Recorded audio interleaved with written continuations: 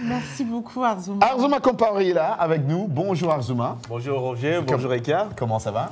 Ça fait plaisir d'être là tous les jours. Orange, tout en orange aujourd'hui. Je me demande pourquoi orange aujourd'hui? Ben non, je me suis senti Il n'est pas un peu hors dans ce mood là.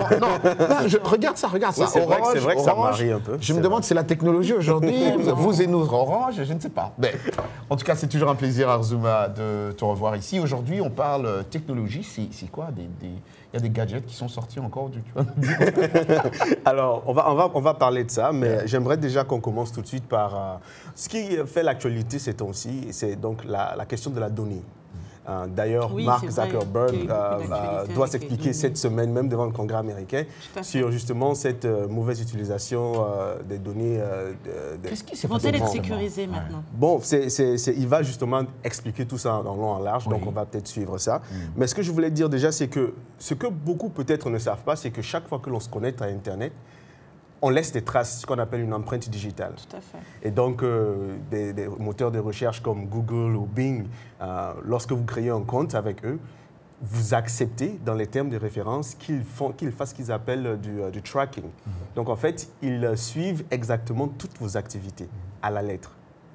Mais ce que je dis est vrai parce que des fois, on se reconnecte et on a une publicité qui correspond à quelque chose qu'on a regardé un petit peu avant. Donc, sur la base justement des données qu'ils récupèrent, ils peuvent faire ça. Alors, qu'est-ce qui se passe? C'est que aujourd'hui, si vous voulez avoir accès à votre archive Google, vous pouvez le faire. C'est très simple. Moyennant quoi? Alors, il suffit d'aller sur ce site web qui s'appelle Takeout.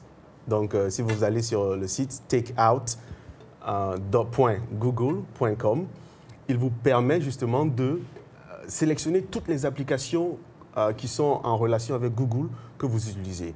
Que ce soit votre application GPS, que ce soit YouTube, que ce soit vos messages Gmail et tout. Et donc, vous pouvez sélectionner toutes ces applications-là et télécharger toutes ces applications dans un fichier. Alors, en fonction de l'activité, si vous êtes quelqu'un qui utilise beaucoup Google, vous avez beaucoup de photos et tout, ça peut prendre des heures. Moi, je l'ai essayé. Alors? Et ça m'a pris 20 heures. Wow. 20 heures. Pour compiler toutes mes archives. Et c'est assez surprenant parce que jusqu'à l'heure près, à la seconde près, vous pouvez exactement voir quelles sont les données, quelles activités vous avez faites. Et Google garde ça. Et de savoir qu'il y a quelqu'un qui a accès à ça, bon, ça permet à chacun de savoir à quoi s'en tenir. Okay. Exactement. Alors, après ça, je vais vous parler de cette application en parlant de Facebook, mais la version africaine. Oh, wow. Ouais, ça s'appelle les Lenali Book. Lenali. Pas Lenali Book. Moi, j'ajoute des books partout. Ça veut dire quelque chose? Lenali, je ne suis pas sûr, mais les créateurs, en fait, sont originairement du Mali. Ah, c'est bien. Et donc, ce qui est intéressant avec Lenali Book, justement, c'est que cette application est basée sur l'oralité. Donc, Facebook, c'est plus les vidéos, le texte. Ouais. Mais ici, leur objectif principal, c'est d'aller vers les populations rurales. Oui. Donc, nos grands-parents ou nos oncles qui sont dans les villages et tout, qui n'ont pas forcément accès à la langue. C'est vraiment important. Ils peuvent maintenant, en fait, envoyer... C'est un peu ce que beaucoup d'applications font maintenant. Tu peux envoyer des messages vocaux. Mais là, complètement, toute la plateforme est basée sur ça. Super. Alors, innovation, ils ont créé ce qu'ils appellent l'appel GPS. Ça veut dire quoi? Ça veut dire que pour vous déplacer, si moi je suis dans un quartier de Bamako et qu'il y a de l'autre côté de la ville, je peux lui lancer un appel étant sur cette application. Et cet appel-là, une fois qu'elle l'accepte, va permettre à Ekia de pouvoir utiliser le GPS pour me retrouver. Oh, donc cette application permet justement aux gens, tu n'as pas besoin d'avoir l'Enali. Et je pense que vraiment, c'est quelque chose qu'il faut regarder de très près parce que maintenant, ils sont dans plusieurs langues. Ils sont en Moré, en Djoula, en Wolof, en Soninké. Et il y a plus de 6 langues maintenant qui sont déjà customisées sur la plateforme. Ah, mais ça, c'est toi, on te voit là. C'est l'Enali. Tu es dans l'Enali. Voilà, donc c'est un peu le test que je faisais pour voir comment ça fonctionne. Et j'ai posté ma photo là-dessus. L'Enali, Arzouma, l'Enali. Je me suis fait déjà des amis. Des amis déjà? Voilà.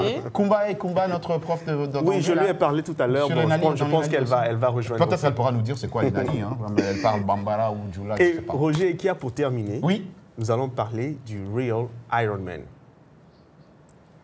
Alors, Iron Man, c'est en réel, mais la version pas dans le film, non. Non. Alors, cet homme volant a créé justement un costume à réaction qui lui permet de voler. Je ne vous en dis pas plus. Très intéressant. Je propose de regarder ensemble. D'accord.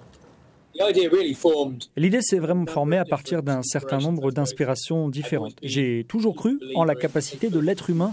Le cerveau, le corps humain sont incroyables. J'ai cette idée un peu folle. Que se passerait-il si vous ajoutiez la juste quantité de technologie au cerveau et au corps humain en matière de vol d'homme? Juste quelque chose qui a inspiré les gens pendant des générations. Je me demande où l'on peut aller si on adopte cette approche. Alors il y a 5 moteurs à réaction. Ils ont à peu près le même design élémentaire que vous retrouvez sur un avion de chasse ou un avion de ligne par exemple. Il y en a 2 sur chaque bras et un gros autour de ma taille à l'arrière.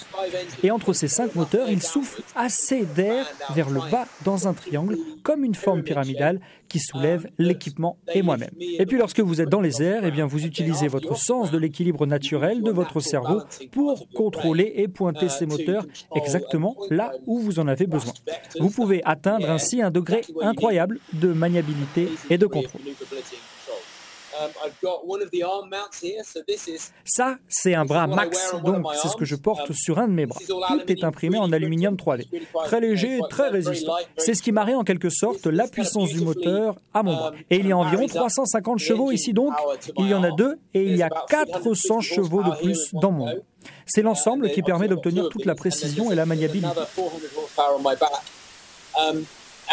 This is really how you achieve all the accuracy in terms of maneuverability and everything. So that's one part. Et puis nous avons aussi le casque. C'est difficile de vous le montrer là, mais à l'intérieur, nous avons un système d'affichage un peu comme pour un pilote de chasse. Cela me montre toute ma vitesse et les informations comme le carburant, le moteur et des choses de ce genre.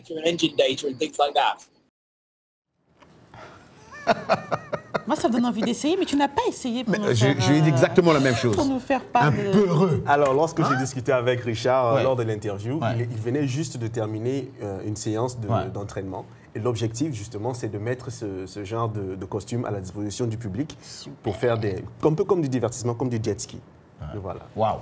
Merci beaucoup. Merci. Avec toi, on apprend toujours en tout cas. Franchement. Merci. Merci. Reviens vite. Hein. Merci. Ça marche. Arzou les baraquets. Rappelle-toi de cette chanson. Merci Arzouma. Au revoir.